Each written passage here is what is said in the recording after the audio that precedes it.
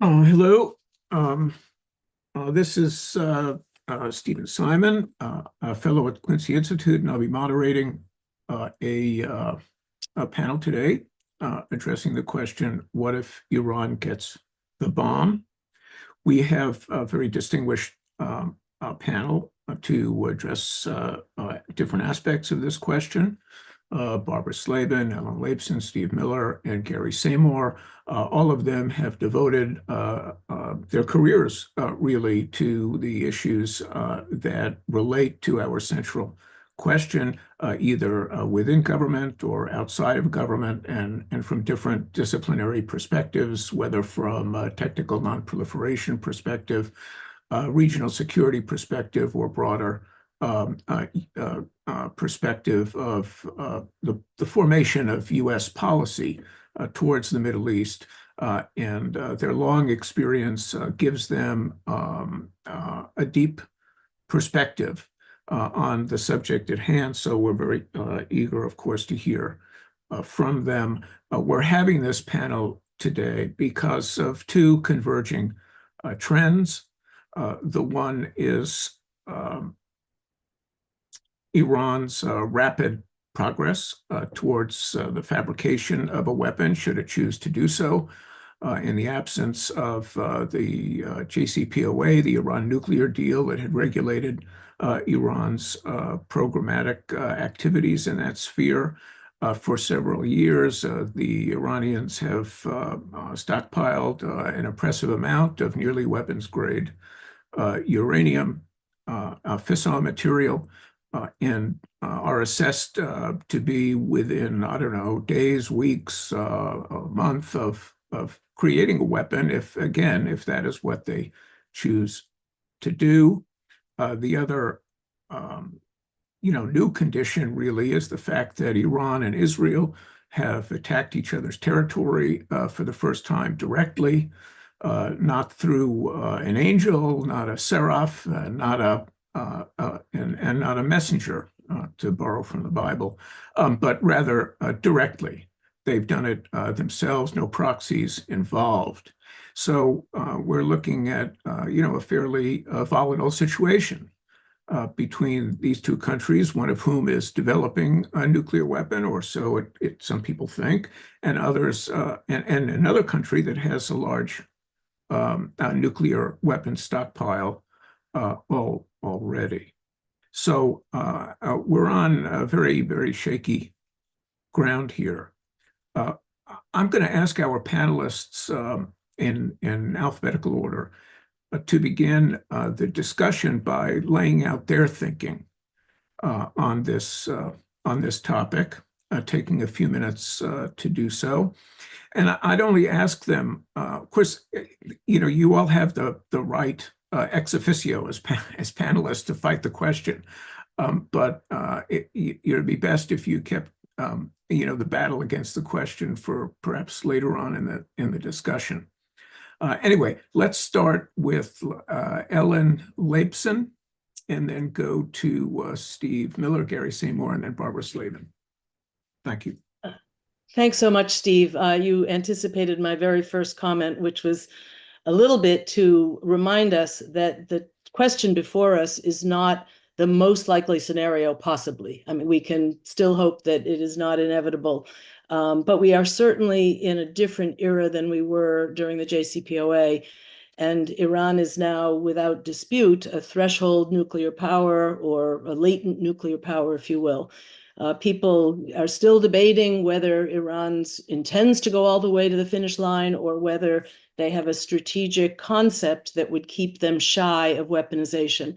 But for purposes of today's conversation, we're going to assume that they've crossed the threshold, correct? So I would start with sitting in a Western country that has cared deeply about this problem set. I think them crossing the threshold would be seen as a catastrophic setback for a variety of interests and parties. Bad for regional stability, since some of Iran's neighbors have long feared Iran being a nuclear power. Bad for the non-proliferation regime, bad for Western diplomacy, bad for Israel, and bad for the concept of deterrence. So I think there will be professionals in the field who will be pretty close to, hysterical. If this were to happen, this would be seen as a failure of so many years of efforts to prevent this event. But then we have to pivot to what would actually on the ground realistically be the day after. And we should not assume that Iran would use that weapon aggressively in the short run. Does it make a true nuclear weapons exchange highly likely in the region? Probably not. So Iran is therefore trying to maybe reassure the international community that it is a deterrent. It's a weapon of last resort. It has some characteristics to it that is not a conventional, different than any kind of conventional or even asymmetric military capabilities. But I think we do want to ask ourselves immediately, what would be the impact on Iran's regional behavior? Would a more confident Iran take more risks in the region? Would it feel that its capacity to, either with its partners and proxies or all by itself, assert a greater kind of leverage and make demands of the countries in the region, or in other ways demonstrate that it considers itself a hegemonic power in the region, that it has kind of primacy over its smaller neighbors. But here I'd like to also just suggest that none of us on this panel can say for sure what the reaction inside Iran would be, both prior to this event of crossing the threshold and immediately after. And I was thinking of India. When India crossed the nuclear threshold, they had ginned up enormous public enthusiasm. We will eat grass, we will make sacrifices of ourselves in order to achieve this goal that makes us an important country. I don't feel like Iranian society has that state of mind, and I think Iran's leaders perhaps know that Iranian society may be questioning, is this worth the price? And what is the cost that we will bear for more isolation, for more economic constraints on us? So that balance between, is Iran going to be more confident regionally, but have to manage the consequences and the secondary effects at home? And I guess the last point I would make is to raise this concept in international relations of the stability-instability paradox. When countries cross the nuclear threshold, in theory, that means they are somewhat constrained in full-scale conventional war because of the fear of escalation. At least responsible countries that don't want to use their nuclear weapons in a real sense. But I think the theory suggests, and work has been done in South Asia and other regions of the world, that when you cross that nuclear threshold, it makes small conflicts more likely. And I would simply end with the point, isn't that the world we already live in? That Iran behaves regionally it does tit for tat, it goes up to the red line and steps back. It demonstrates some kind of discipline in punishing, retaliating against the Israelis or others that cause it harm. But it seems to always, and certainly with this new president, they are signaling strongly that they know how to restrain themselves, that they are not going full bore for a conventional war that could move into something even more dangerous for the region. So I think I'll stop there. Thanks. Thanks, Ellen. Steve?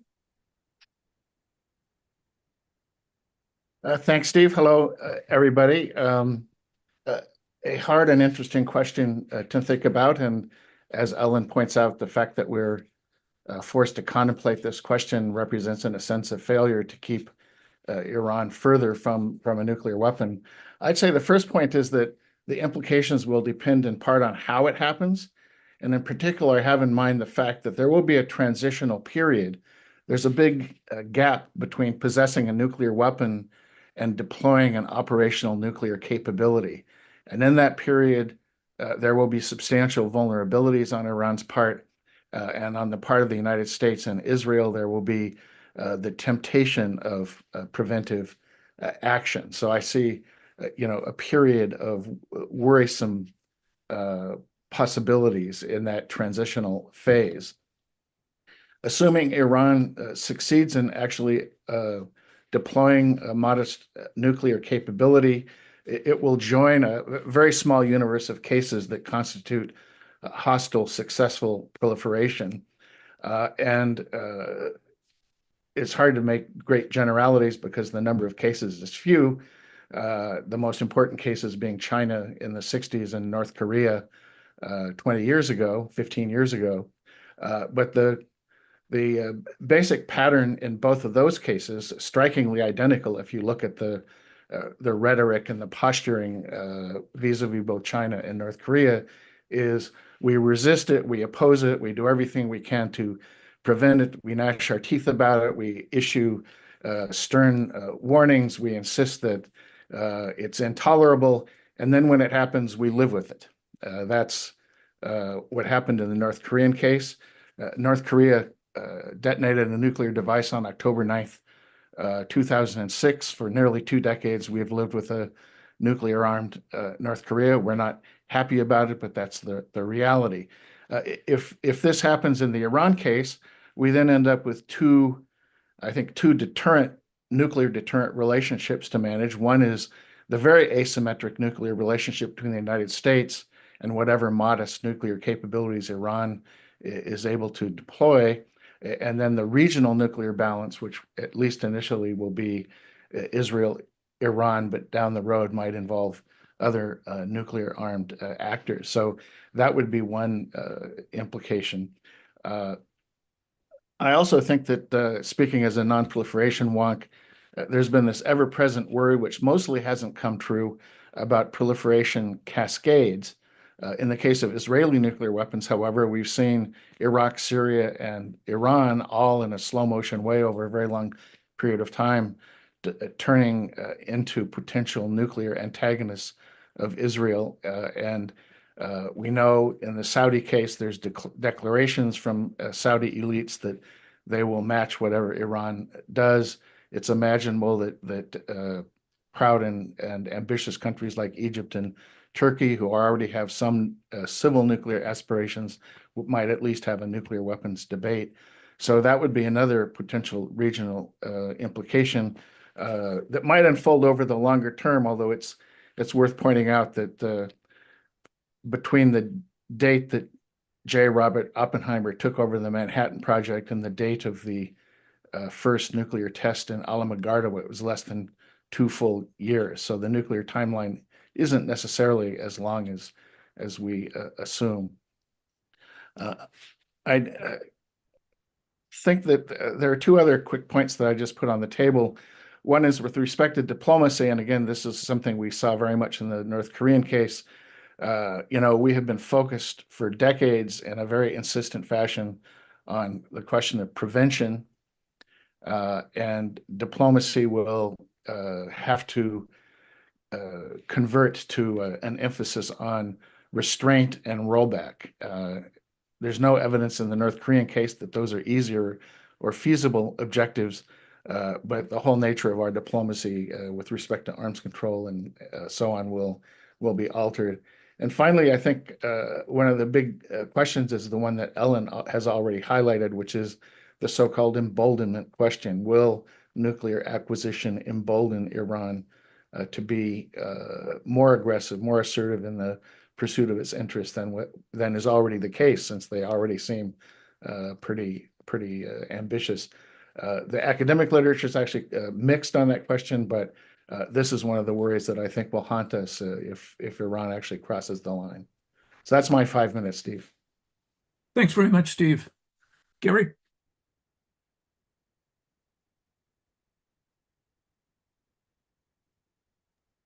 Steve, thank you very much for bringing together a terrific panel to talk about a very difficult question, which I hope we don't face. But I think there are 2 important issues if Iran acquires nuclear weapons. First, how does that affect the likelihood of war between Israel and Iran, including nuclear war? And second, how does that affect the further spread of nuclear weapons in the region to other countries? With respect to the first question, war between Israel and Iran, if they both have nuclear weapons? It's very difficult to calculate. As Steve Miller said, we have very few cases, fortunately, but it is true historically. There's never been a nuclear war or even a major conventional conflict between nuclear-armed adversaries. The only use of nuclear weapons in war has been by a nuclear power, the United States, against a country that didn't have nuclear weapons, Japan. And the reason for that lack of nuclear conflict, I think, has a lot to do with nuclear deterrence. Leaders recognize the consequences of use of nuclear weapons could lead to devastation or even mutual annihilation. So nuclear weapons does impose constraint, caution, to some degree stability. But that doesn't mean that the risk of nuclear war is completely eliminated. And we can look at the classic Cuban Missile Crisis is a good case where there could have been an escalation to nuclear use. The India-Pakistan example, there have been a series of skirmishes where both sides have managed, but there were times when it looked like it might escalate to a major conventional conflict, and that could lead to nuclear conflict. So would nuclear stability apply in the Middle East? Well, I would say probably yes, that neither Israeli nor Iranian leaders would choose to go to war if it meant a high risk of destroying their own countries. But at the same time, I think there's an argument that the Middle East may be an exception to the rule. And Israel and Iran may be exception to the other nuclear-armed dyads in history. First of all, the level of hostility, fear, suspicion is extremely high. I mean, even in the Cuban Missile Crisis, the US and the Soviet Union had diplomatic relations. There was a back channel that allowed Kennedy and Khrushchev to come up with a diplomatic solution to resolve the question. There's really nothing like that between Israel and Iran. And so I think the risk of miscalculation and escalation is higher. The other important factor that Steve Miller mentioned is that at least for the time being, Iran is going to have a relatively small and vulnerable nuclear force. And the Israelis, in contrast, have a very sophisticated capability for preemption, not just nuclear, but also conventional. And we know that they have extremely good intelligence on Iran's capabilities. So the risk of an Israeli decision to launch a preemptive strike against Iran's nuclear program, or the risk that Iran will feel they need to use nuclear weapons early in a conflict rather than lose them, I think that's a reasonable risk. I mean, a reasonable concern. And even if it's only 1%, the consequences of what that would mean for the two countries and for the region and for the world are extremely high and something we would, I think, want to avoid. On the second question of further proliferation in the region, I don't think there's an immediate risk because the other countries in the region, whether it's Saudi Arabia, Egypt, Turkey, they really lack the infrastructure and personnel and scientific capability to quickly produce nuclear weapons, unless they got massive external assistance. But over the long term, I think there will be additional pressure on those countries to pursue nuclear weapons. And I think especially because an Israeli response to Iran having nuclear weapons is to change its nuclear doctrine, which is currently ambiguous. The Israelis don't confirm or deny, even though we all know they have nuclear weapons. But in response to Iran having nuclear weapons, the Israelis may feel the need to be overt about their capabilities and their willingness to retaliate if Iran threatens their existence. That'll put more pressure on the other countries in the region, in addition to the pressure that Iran having nuclear weapons would create. So I think in the longer term, it's likely to increase the risk of further spread of nuclear weapons in the Middle East. And for me, the idea of there being a handful of nuclear weapons in the Middle East, a country, that is not known for stability, peace, and good relations among neighbors, to me, that's just a nightmare waiting to happen. Okay, not gonna sleep tonight. Barbara, Yeah, you. last and least, I feel like I'm in a room with a virtual room with many of my former sources on these questions. Maybe I'll play devil's advocate a little bit, since everyone has said this will be a total and complete catastrophe if Iran finally crosses the line. We have seen, certainly in recent years, but especially since October the 7th of last year, a series of attacks by Israel on Iranians and Iranian guests, most recently Ismail Haniyeh attending the inauguration of the new president in Tehran. And Israel has been able to act with impunity against Iran. Even the barrage of missiles and drones that Iran sent in April to Israel after 7 of its military officers were killed in Damascus, that did not establish the deterrence that Iran hoped it would. So it's possible that if Iran were actually able to show that it had succeeded in producing a nuclear weapon, that this might actually give it some deterrence. The notion that the Israelis or the Americans are going to go and attack this program, I mean, that the time for that is long past. As all of you know even better than me, there are too many facilities, too dispersed. The IAEA has not been able to monitor the program in recent years very well. The likelihood that Iran has centrifuges squirreled away somewhere very, very high.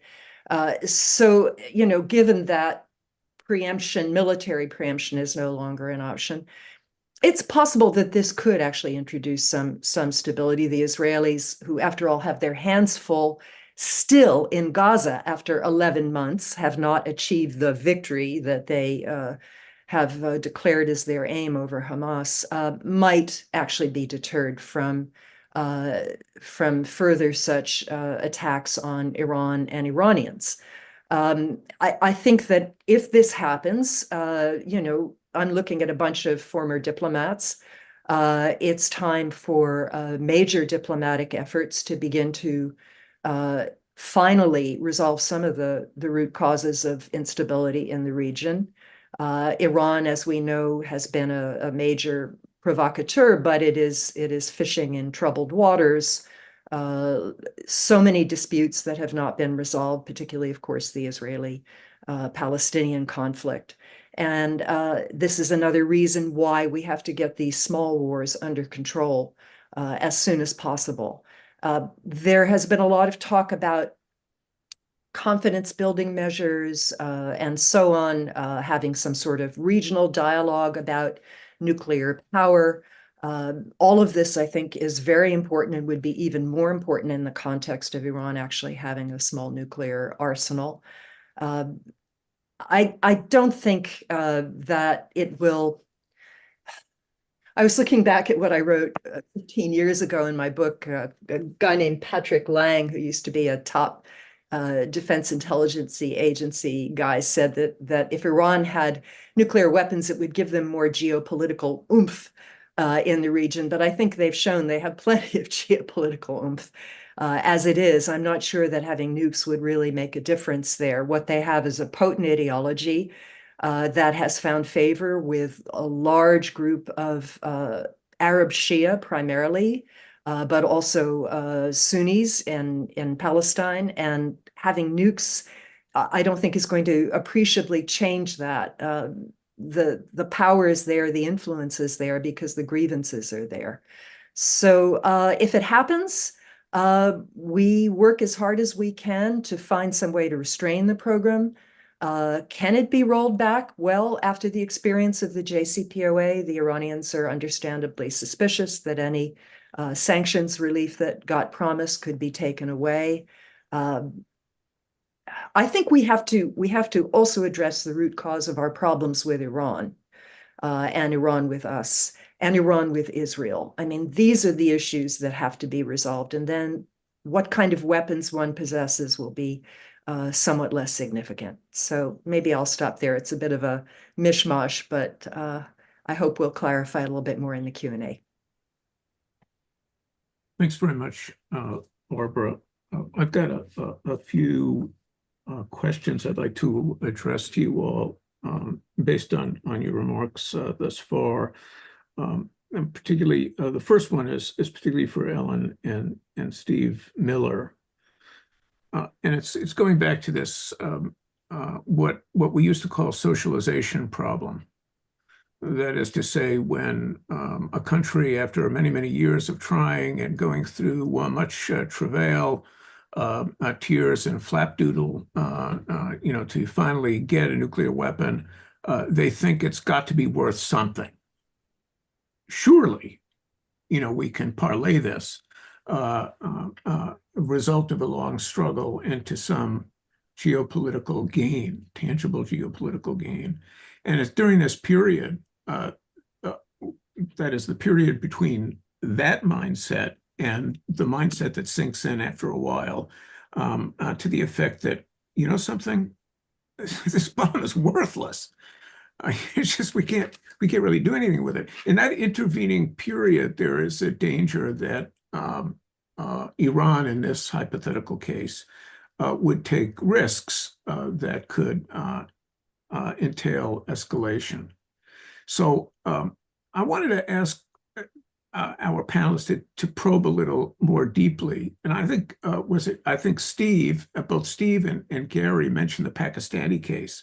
And I think that's very relevant here, because if you look back, I was still in government in 2002, and in that first stint anyway. And what I recall is the U.S. government sending out high-level envoys to Pakistan and India, to Pakistan, telling them not to launch a nuclear weapon against India, which we knew they were planning to do, and to tell the Indians that this is what the Pakistanis were doing, and they better shape up. And it was a very fraught moment. And the United States sent out its only diplomat who could bench press 400 pounds to Islamabad to deal with this issue.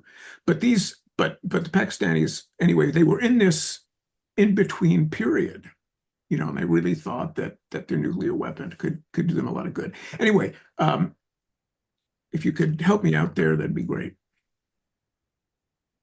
Start with Ellen.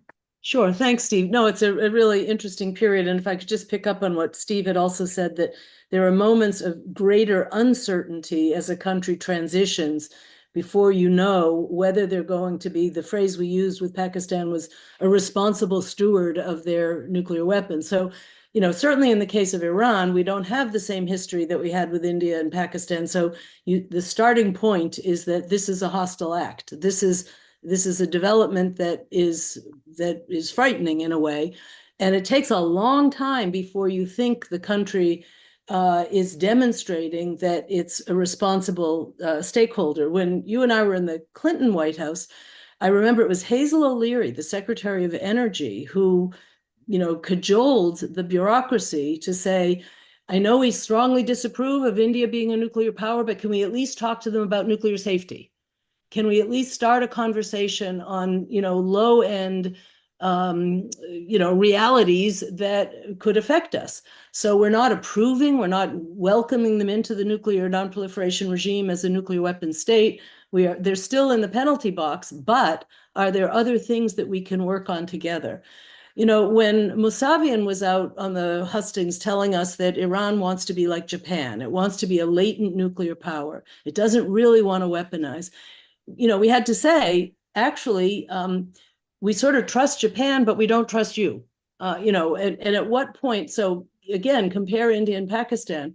In one country, there's a level of sort of political engagement that, at least within our government, there are some who would argue, can we please, start to treat India, normalize their status, at least get them into the nuclear suppliers group, et cetera. In the case of Pakistan, there's always that uncertainty because of the larger politics of the relationship. So I think that Iran would have to accept the reality that it is not going to be embraced as a responsible steward for a good number of years. Okay, thank you. Steve? Well, Steve, you've identified what I think of as an inevitability, which is in the beginning, Iran will be basically a nuclear neophyte presiding over a small, vulnerable nuclear force. And the traditional remedy for such vulnerabilities is secrecy. This is what the Chinese have done, ambiguity about what you have and lack of transparency about where it is. But if you're Iran, you have to feel that your adversaries have historically shown remarkable ability to penetrate your system. And so secrecy may not be a reliable option. This is precisely what raises the kind of use them and lose them pressures that Gary alluded to. So that may be a nerve-wracking phase. And then what you have is what you see in the Pakistani case, which is a parallel process of nuclear learning on the management side and evolution of the force posture on the stability side. And eventually you end up with a more robust capability presided over by people who have a more mature system for nuclear stewardship. And surviving that interval is precisely one of the issues. I actually think that the allusion to the significant efforts that were made to share best practices with respect to safety and security of nuclear weapons, reliable command and control, prevention of unauthorized use, and so on. Those are very valuable lessons. And we did that even in cases where we were uneasy about the parties with whom we were sharing, simply because we were worried exactly about these kinds of sources of instability. That's cheery. Yeah, okay. So I just want to, I have one more follow on to drill down on this particular aspect. And the questions for Barbara and Gary. You seem to disagree on the potential for an Israeli disarming strike against Iran, just as a possible response to the acquisition of a nuclear weapons capability by Iran. Barbara, you seem pretty skeptical about that. I think mostly because you said that the program is dispersed, and there's almost inevitably bits of it that people don't really know about and can't target. So it wouldn't happen. Gary seemed less sanguine on that score, but I was wondering if you each would drill down, starting with you, Barbara. Yeah, sure. Let me quote Gary Seymour in my book in 2007. The longer the United States waited, the less useful airstrikes would be, the likelier that Iran had hidden facilities to enrich uranium and build weapons. I mean, that was in 2007. We had an event at the Stimson Center with the former head of Central Command in June, and he said the one thing that would push Iran across the line and make it develop nuclear weapons would be an Israeli strike on Iranian nuclear facilities. I just think, I think that opportunity, whatever you want to call it, it's too late. We have to accept that if Iran finally makes the decision to cross the line, it will cross the line, and military action could only be a further incentive to that. Diplomacy is the only thing that has ever rolled back the Iranian program. And I still think that is our best shot at restraining the program that Iran now has. Yeah, when I hear you, and I don't know what to think myself. I mean, I'm kind of whipsawed between you and Steve Miller here, where Steve is emphasizing the small size of that initial inventory, and which suggests to me that, and I think this is what Steve is implying, makes it more inviting as a target for a strike to disarm the Iranians. But Gary, are you still where you were in 2007? Well, that was with respect to a military attack to destroy the nuclear program. the infrastructure. Once Iran has nuclear weapons, the issue will be a preemptive attack to destroy its nuclear forces. And in the beginning, if they have a small number of forces and the Israelis know where those forces are, especially when they're mobilized, it will put a lot of pressure on the Israelis to try to knock them out before they can be used, even using conventional precision-guided weapons. So let's think about this scenario. There's a war in southern Lebanon. Israel is pressing to destroy Hezbollah. Iran has said that it will defend its ally with all of its resources, including its nuclear weapons. As the war gets worse and Hezbollah begins to suffer losses, the Iranians mobilize their nuclear forces. Let's say they have 5 nuclear weapons located on missiles, and they roll them out, disperse them so that they're not vulnerable. The Israelis, if they have the knowledge, there will be, I'm not saying it's a high probability, but it's a scenario that's plausible that they would try to knock out those nuclear weapons before they could be used. And the Iranians, knowing of that risk, might feel they need to use them early on rather than suffer the loss of their nuclear deterrent. So this goes into the transition period where there's a much greater risk of crisis instability. And I think that period could be some, matter of years. I mean, eventually Iran, that's the logic of nuclear deterrence, they'll build a much larger nuclear force with much more diverse and more accurate delivery systems so that they won't be vulnerable to a preemptive first strike, and that will create more stability. But at least in the initial period, I think that's where the risk of escalation to nuclear use is the greatest. Again, I'm not saying it's more likely than not. I'm just saying there's enough of a risk, and the Middle East is different enough from other cases so that we should be more worried. India, Pakistan is a perfect example. The U.S. relationship with India and Pakistan was never as hostile and suspicious mutually as it is with Iran or North Korea. And that's not going to change in the near future, not as long as Iran has the current government it does. So the ability of the U.S. to step in to mediate and diffuse tension or to advise the Iranians on best safety practices, I mean, that's not a very plausible scenario for the foreseeable future. Can I just say, I do not anticipate Iran ever using nuclear weapons to protect Hezbollah. I'm sorry. No, it doesn't have to be they intend to use them. It can be that they're threatening to use them in order to defend Hezbollah. To say to Israel, stop attacking, or we will intervene in the conflict. Iran will fight to the last Arab, but it will not. I find that really, really implausible. I think they would, if they get them, they would be extremely careful about how they might be used. Anyway, not for Hezbollah. Well, this is not a question we're going to resolve right now, but I think we've opened it up, pretty deftly, thanks to your interventions. We'll all be thinking about this. There were 2 other issues that I wanted to raise, and if you all want to raise issues, I think you should jump in and ask the other panelists what you want to hear from them. But the two issues are basically these. One of them has to do with the proposed U.S.-Saudi defense treaty and the nuclear dimension of that treaty, particularly the nuclear dimension of that treaty. And this relates to talk of the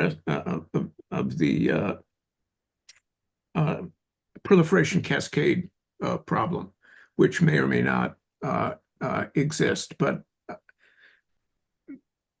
I mean, I personally am quite concerned about the nuclear dimension to the Saudi deal as I understand it, and I haven't seen all the details.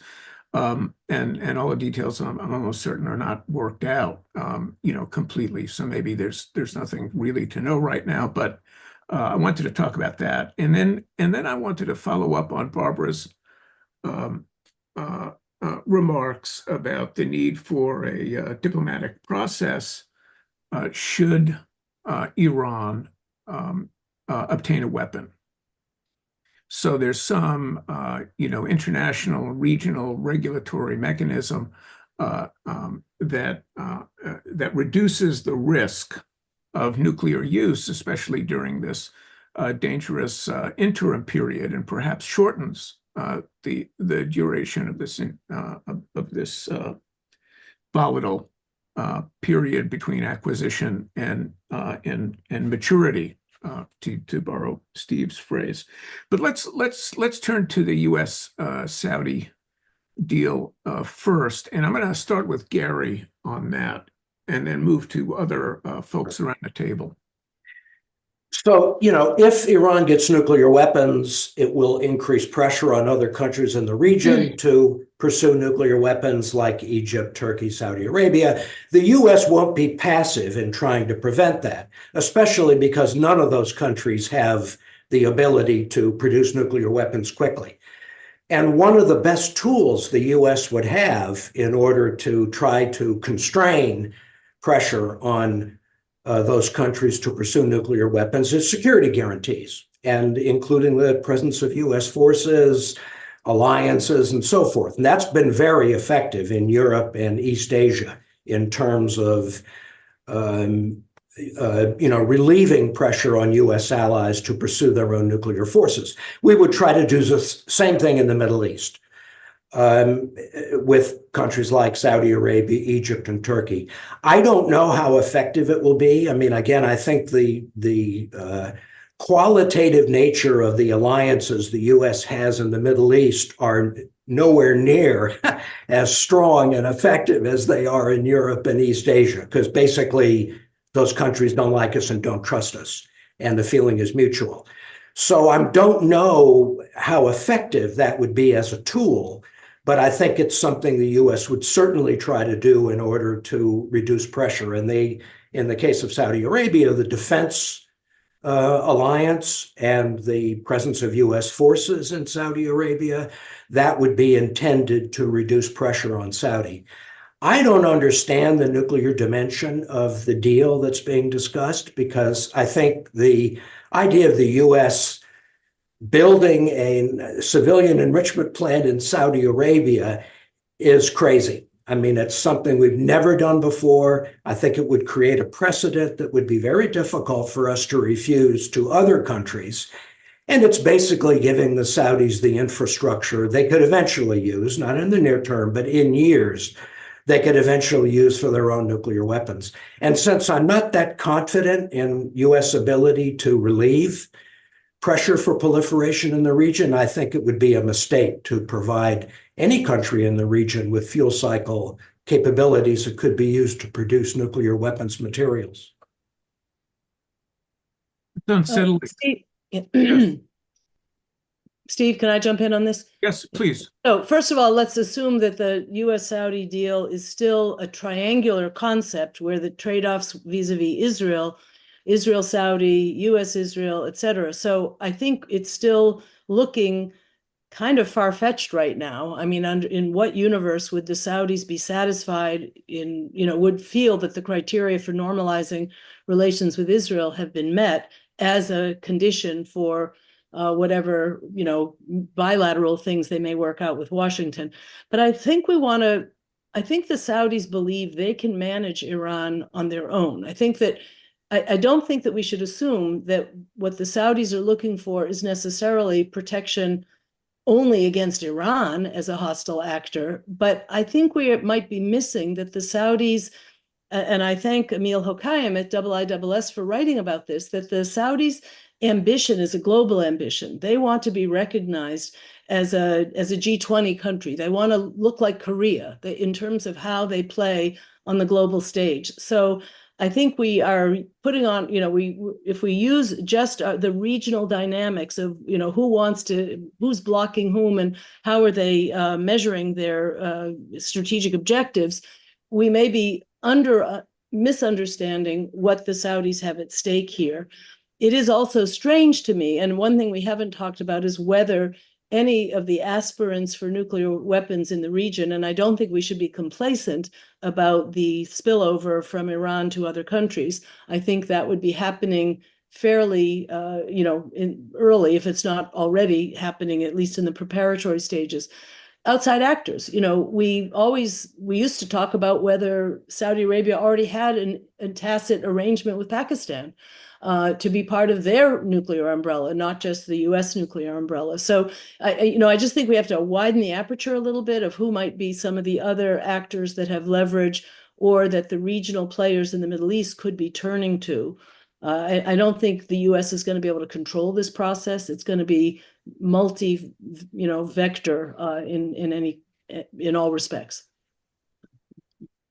Yeah, those are wise words about opening the aperture to other countries, particularly Pakistan or China, or where there has been, a Saudi, link in prior years in terms of, missiles, which could be delivery systems. But I'm not, even if I accept, which I do, your broad definition of Saudi objectives or ambitions, and how a security treaty with the United States might somehow give them the boost or the oomph to vault themselves into this ethereal realm of great powers. Where does the nuclear piece fit into this, and why would the U.S. be offering it, given the tangible risk, proliferation risk, to doing so? You posing that to me? Yeah. I am. Yeah, I don't think that we're offering it. I think the Saudis are asking for it. And I think we are deeply conflicted about it. My sense is that the Saudis looked at the Emiratis agreeing to the 123 agreement that, has all kinds of non-proliferation components to it. And the Saudis said, we can get a better deal, and they think they have a lot of leverage. And there is, people are intrigued that there's somehow a three-part arrangement. But again, because of Israel's Gaza war, I think that some of those things cannot be achieved in the short to medium term and will take longer to work out. But it was not my impression that we were happily offering the enrichment cycle to the Saudis, but it is their demand. They want to be shown it's a status thing for them in the region. And I think they are also envisioning a post-petroleum economy that may require major changes in their energy infrastructure. But that raises the question of the kinds of conditions that the Saudis have posed to the United States, over this nuclear deal, which tends to minimize oversight of the sort that, in a way that suggests that this is a capacity building program for more than just domestic power consumption. So I agree with Ellen. I think the Saudis asked for the enrichment facility because that's what Iran has. I mean, that's what has given Iran a nuclear weapons option, is the construction of an enrichment plant under the guise of a civilian nuclear energy program. The U.S., as I understand it, instead of accepting the Saudi enrichment demand, we offered them a conversion facility instead, which is a facility for taking natural uranium and converting it into a form of uranium that can be used for fuel, but not actually an enrichment facility. I don't know where that stands now in terms of what has actually been agreed, but in any event, as Ellen says, it's all moot. I mean, the Gaza war has put off for, I think, a long time any triangular deal, at least as long as the Israeli government continues to refuse to accept any framework for a political settlement in terms of a two-state solution. But the U.S. stance on this score itself has been divided. On the one hand, there's talk about this being only a triangular relationship, and that's the only way in which the Saudi peace is being conceived. On the other hand, administration officials have said No, this is a U.S.-Saudi deal, which the Israelis are welcome to join in the fullness of time. I mean, whenever things calm down in Gaza and things look, like they can be expanded beyond the U.S.-Saudi deal. So that there's confusion here, and I think it reflects confusion within the administration. So I wouldn't, I wouldn't rely on the triangular point as one that makes a deal inconceivable, in the short to medium term. Wow. The Saudis certainly want it, and I think the Biden administration is. I don't know what a Trump or a Harris administration would want to do, but the Biden administration is highly motivated to do it. Stephen, do you want to just chip in on this briefly? You're muted. The United States can control its own behavior, and we've stood on a position for a very long time of certainly articulated explicitly by President Bush after 9/11 that our preference is no additional fissile material production states.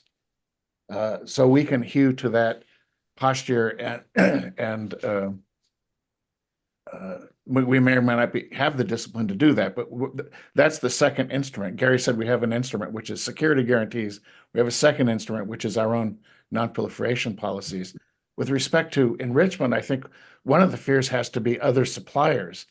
And, for much of the history of the NPT regime, it has rested on the overlapping interests between Moscow and Washington. Even in the darkest days of the Cold War, we managed to collaborate on non-proliferation simply because we both shared the same interest in preventing it. It's not at all clear that we have a harmonious situation with Russia on any questions, including this one, as Russia tries to rebuild its connections with the world, find ways of earning hard currency, overcoming sanctions, and so on and so forth. So even if the United States is disciplined in sticking to its own non-proliferation policy, Saudi Arabia could have at least one alternative option. The Chinese also are not necessarily fully committed to what we loosely call the liberal international order, and are quite keen on expanding their market share in global nuclear commerce. And they've been showing a growing interest, obviously, in the Middle East, and have their own high national interest in the oil-bearing regions of the Gulf and so on. So there are at least two possibilities for the Saudis, and of course that gives them potential leverage against us. And they can come to Washington and say, "Well, we'd prefer to buy American, but if you're not going to play ball with us, we have a plane warmed up, ready to go to Moscow." And so, to me, in the medium term, that's kind of the dynamic that we have to worry about. And whatever a state's intentions at any given moment, if it possesses an enrichment plant, it has the option of developing a weapons program, because that's the great choke point. Okay, so we are now are we out of time? Well, we've got 3 minutes. So going back to you, Barbara, could you take those 3 minutes just to lay out a conception for a diplomatic response to Iranian acquisition of nuclear weapons? If I don't know that you'll need all 3 minutes, but you feel free to take them. Yeah, I'm the one journalist, and I'm looking at a group of diplomats, and you're asking me to do this. Look, we have some positive indications now coming from the new government in Iran. First of all, from Pezeshkian, who has reassembled the team that negotiated the JCPOA. That they want to talk about not crossing the line. I think that given our history of arms control talks and so on, that we would be very capable of mounting a multilateral process. It might not necessarily include the Russians. It hopefully would include the Chinese. And we have to also, when there are problems over nuclear issues, there are also problems over other issues. In the United States and Iran, we're long past the point where we need to finally recognize each other. restore normal relations, and begin to talk about a whole range of issues. We are at a very low point now, certainly in the Middle East, the worst that any of us have ever seen. And I think it's incumbent on those who are serving in government, who will come in the next administration, to take this nightmare and turn it into a realistic diplomatic process to begin to deal with root causes. The Iranians need to accept Israel's right to exist. Israel needs to provide for Palestinian dignity, sovereignty. These are the root causes. The nukes are, they're very worrisome, but it's the root causes of the conventional conflict and animosity that worries me the most. And I think that's where our focus should be. If Iran gets nukes, we'll work on arms control, as we always do. We will have people who will be dedicated to that and who will be hopefully effective. But let's see if we can do something prior to that that might give Iran reason not to cross the line. How's that? And no, I think that'd be great, and it's really well worth thinking about, but carefully and systematically. And perhaps we'll start with another panel. We need to start somewhere. I'd like to thank all our panelists for just fantastically interesting interventions in this discussion, and for really getting into the spirit of the hypothetical. I just a round of applause from our invisible viewers. Thanks, everybody. Thank you, everybody. Thanks. Good to see you.